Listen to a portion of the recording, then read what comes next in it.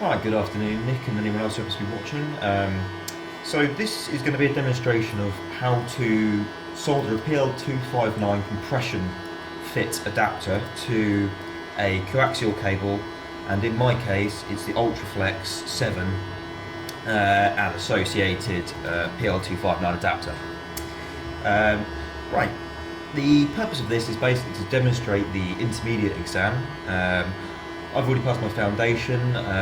This will be part one of, I believe, 7 practical components that you are required to pass with an Invigilate present before you can gain your intermediate license. Obviously, there's a paper counterpart to the exam. However, that should give you sort of a rough idea of what you need to do. Okay. So, the reason I'm doing this is because I've just had a main antenna installed, and I need to reduce the amount of cable I actually have connecting my SWR meter to the radio itself. Now, when you receive your PL259 compression fit, hopefully I'm going to use 2 different cameras here, this is going to be quite brave of me. You'll have a number of components. You'll have the main connector itself, you'll have a rubber, I'm not entirely sure what you'd call that, grommet of some description, your little hat, a washer, and the back nut. Okay. Now the way this works is you need to do this in a particular order, and you know, as Martin Lynch and their team say, the best way to do this is do it in order of the way we're going to fit it. So the back nut always needs to go in first, followed by the washer, followed by the rubber rod to stop any water getting in. This is to separate the hat is to separate the copper shielding to basically avoid any RF interference, both the cable emitting and cable receiving any interference. And finally, the connector itself, which has our main RF lead right in the centre. Now, one of the things we need to remember is we mustn't have a short between the shielding on the outside and the actual RF lead inside, the internal feed. Okay, fairly simple. Here's a relatively short bit of cable.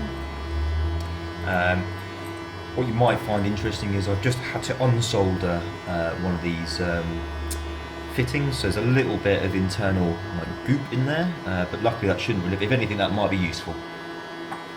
So what we're going to do is we're going to start off by putting the back nut on, followed by the washer, followed by the rubber grommet. Now, it doesn't actually, as sort of the first point, it doesn't actually necessarily matter how far you go back, because we can always cut if we need to. Now, I'm probably getting told off for this, but what I like to do is just cut off a little bit at the top.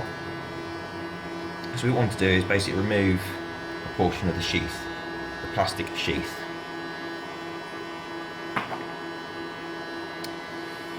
Now, I'm not too fussed if I damage the top part, because we can cut that as I just said. I'm actually going to do this relatively quickly because I've got someone coming around rather shortly. I've got to get the radio gear up and running before tomorrow, so I'm getting impatient. Now, what we're trying to do is, if you imagine when we come to put this together, we're going to want basically the inner feed all to be stripped back to go through the inner area of here. We're going to solder it in and connect it all together.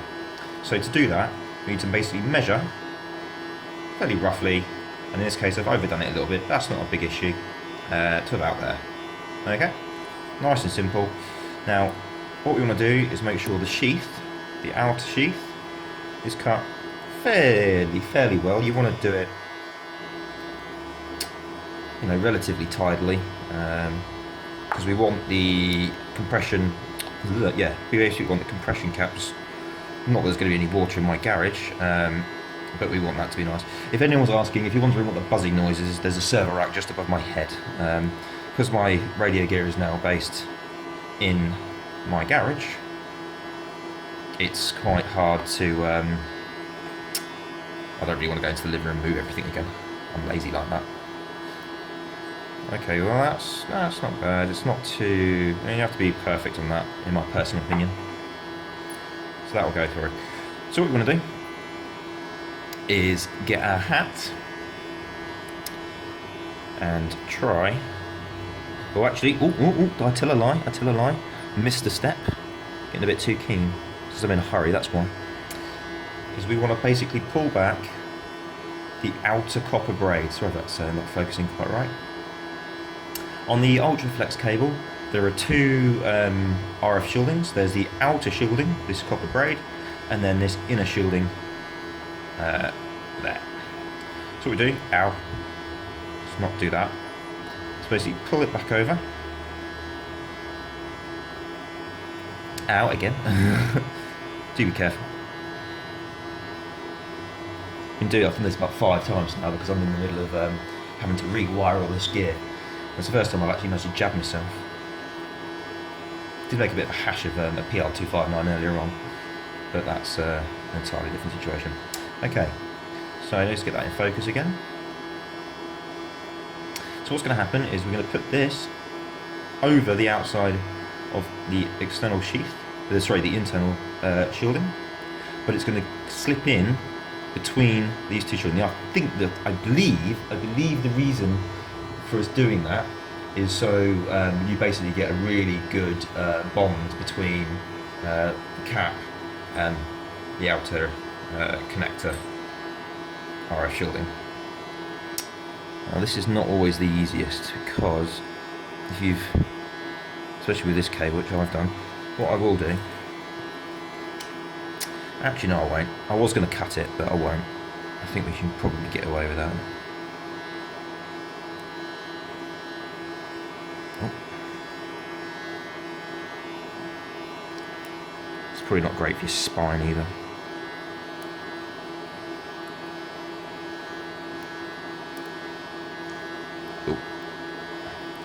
What you're trying to do is not make a complete ham of getting it over there because you don't really want to damage anything. So you see this? Let's see if we get that in focus. Come on, camera.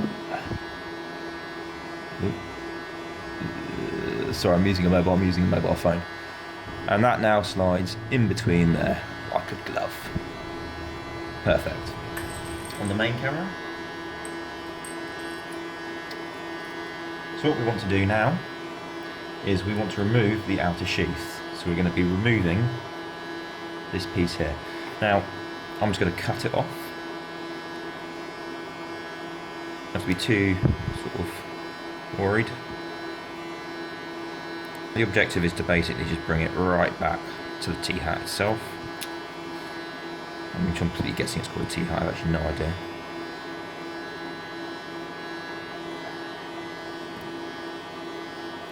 Just also bear in mind you don't really want this stuff on the floor because as you've seen I've already managed to jab myself a couple of times now.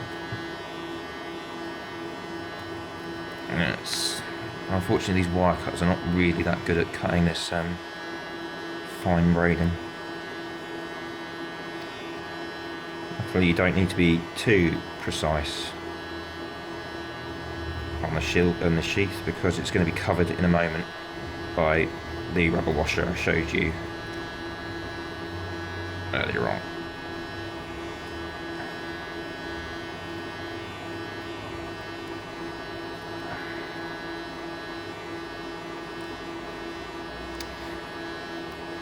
Let's get all this stuff off.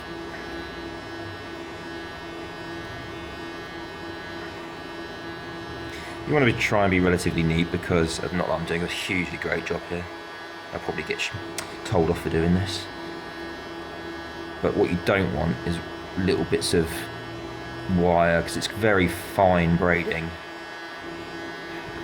If any of that causes a short, we're in trouble. and shorting will knacker your radio.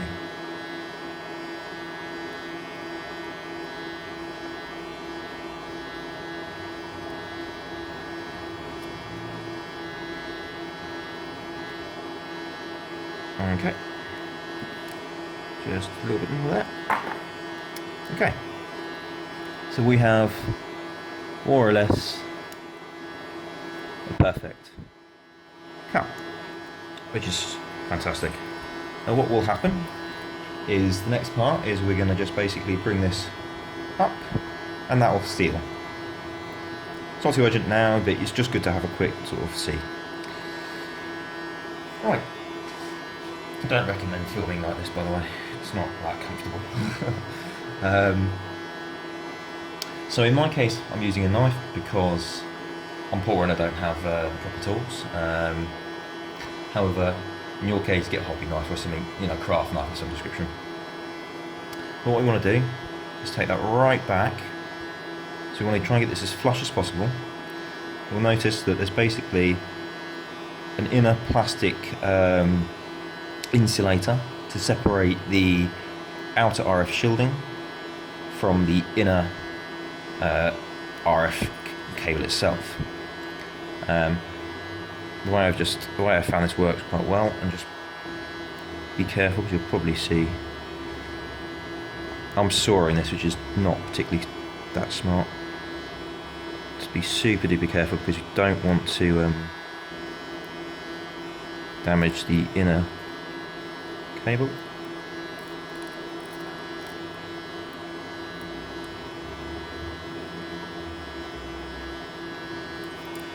Luckily it's actually quite, you can feel it quite well with a knife. Just a little bit more there, a little bit more here without losing any blood. I believe, so away comes the sheath.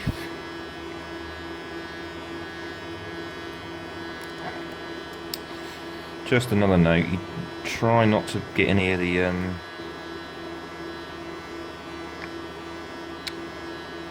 outer braiding on it, because it makes a job for yourself and you've got to try and clear it all out. So once you've got a decent cut, just try and pull this out. Should just go, there we go, that's gone. Just again, be a little bit careful not to end up taking anything with you.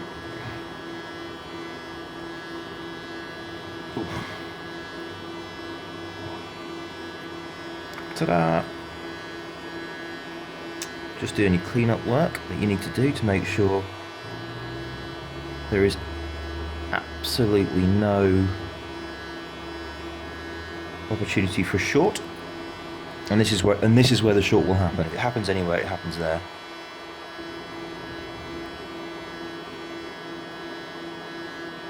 And what we can do now is that's pretty tidy, I'd say. No huge dramas there. It's always worth just constantly checking and rechecking the continuity. So I've just swung this little multimeter, it's not a very good multimeter by the way, down to the continuity heat there. And continuity testing is very simple. That would be a short, okay? So beep beep beep, very bad. You can demonstrate it on this knife. It's another short. It's making contact. So what we want to do is, without touching it, because you are a cable in your own right, is just touch the outer area here, which is connected to the shielding, and just do that. And as you can see, no issues. And just tuck it there as well. Yeah. So we're good to go. What we want to do now is take the connector. Sometimes it's worth just giving this a little bit of a twizzle as well. And just, if I can actually squish it through.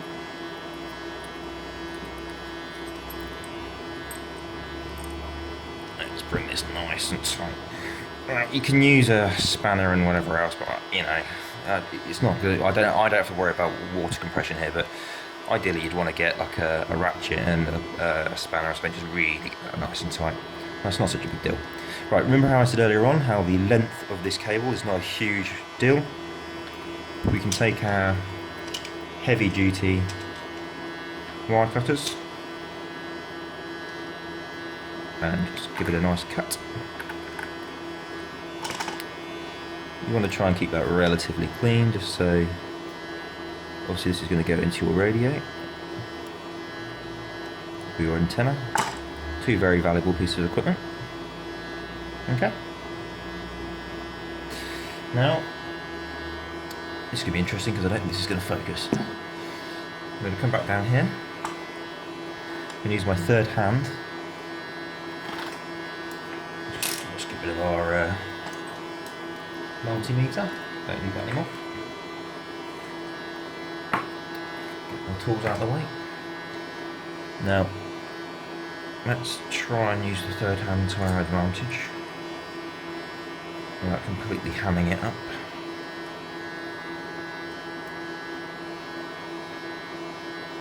And what I just want is a stable platform to do the soldering. I know something you to see it.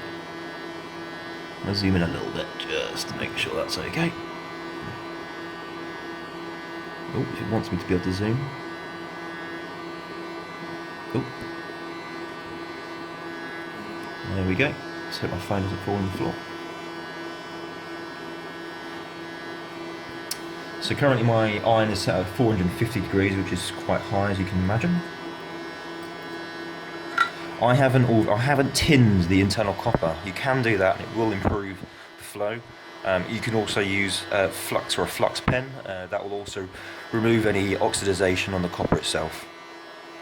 Now, apologies if you see my head in this. So I'm just going to let it heat up for a second. You want it nice and hot, but not so hot you end up melting the internal rubber. Give it a moment. Now what should happen, if I've done it correctly,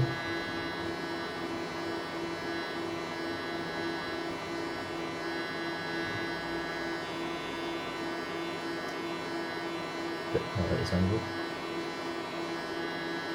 is the solder should, whenever you see it on camera, should pull itself into the connector.